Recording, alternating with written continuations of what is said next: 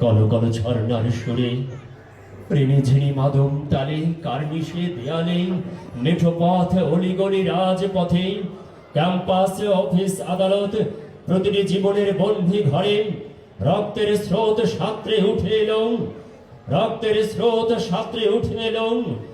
এক নীল মেরুন জলপাই রঙের পোশাকের ঘাতক বুলেট একে একে ভেদ করে গেছে শিশু কিশোর যুবক বৃদ্ধ নারীর শরীর। তবু তবু দমে যায়নি বিপ্লব, দমে যায়নি জেনজেট সমন্বয়। রক্তের স্রোত সাঁতরে নেমে এলো বিপ্লবের স্ফুলিঙ্গ। পানি নামে কবিতার রেজালায় নেমে এলো মুগ্ধ শ্যাম সাধনা ইয়ামিন আর আর লক্ষ কোটি ফুটন্ত রক্ত করবি।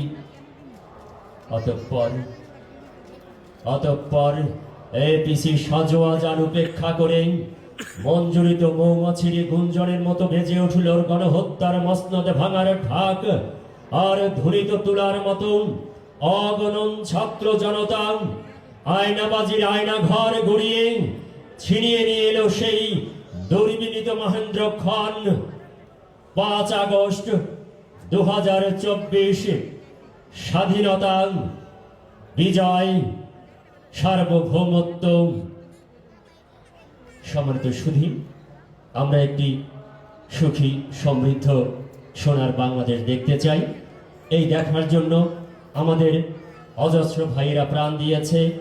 আগামীর সোনার বাংলাদেশ হবে বৈষম্যমুক্ত, বৈষম্যমুক্ত, বৈষম্যহীন একটি সুখী সমৃদ্ধ সোনার বাংলাদেশ।